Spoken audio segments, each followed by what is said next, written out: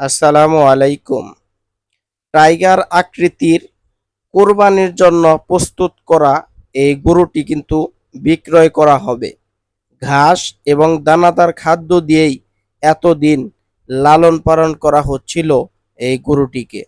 সামনে কোরবানি উপলক্ষে এই 10 মণ ওজনের গরুটিকে দ্রুত বিক্রি করতে চাচ্ছেন গরুর মালিক। গরুটি এখন বর্তমানে রয়েছে হেরন্ডপাড়া গ্রামের নাজমুল হকের বাড়িতে। হেরন্ডপাড়া গ্রামের যে কেন্দ্রীয় জামে মসজিদ আছে, সেই মসজিদের পাশে জিজ্ঞেস করলেই কিন্তু পাওয়া যাবে এই গরুর ঠিকানা। তা আপনারা চাইলে 10 মণ ওজনের এই গরুটি কিন্তু নিতে পারেন।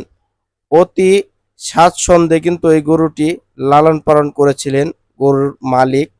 কোনো ধরনের আহ, যে ফিড গুলো খাবারের মধ্যে যে ক্ষতিকারক ইঞ্জেকশন বা খাবার এসব কিন্তু কখনো খাওয়ানো হয়নি।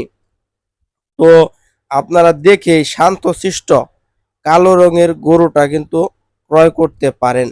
আর যে কেউ আসলে এই গরুটি কিন্তু দাঁত দেখানোর জন্য বললে দাঁত কিন্তু দেখিয়ে দিবে এই গরুটি নিজেই, সমস্যা নেই।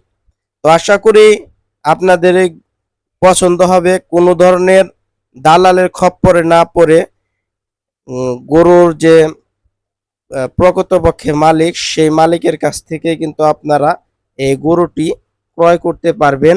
কোনো ঝামেলা নেই, সুন্দরভাবে আবার নিয়েও যেতে পারবেন। প্রাথমিকভাবে ধারণা করা হচ্ছিল যে এই গরুটির ওজন 10 মণ হবে। আপনারা দেখে দাম দর করে নিয়ে যাবেন। গরুটির দাম প্রাথমিকভাবে চাওয়া হচ্ছে 5 লক্ষ টাকা।